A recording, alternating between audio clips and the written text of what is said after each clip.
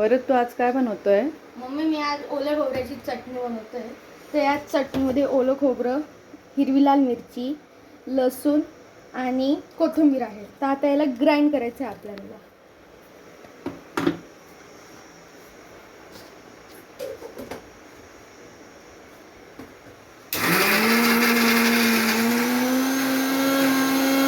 इकडे बघ.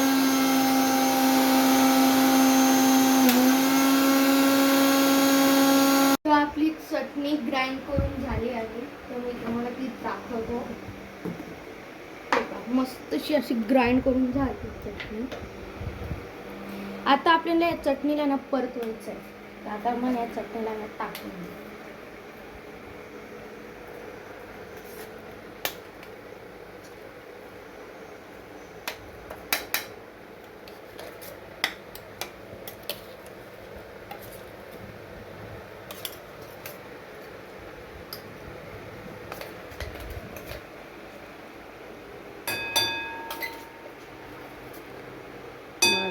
बस करतो.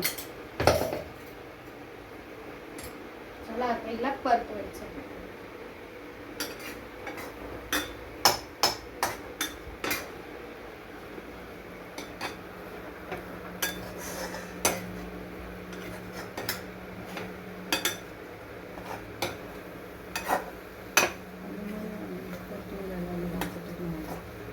आता परतून झाल्यावर मी तुम्हाला दाखवतो.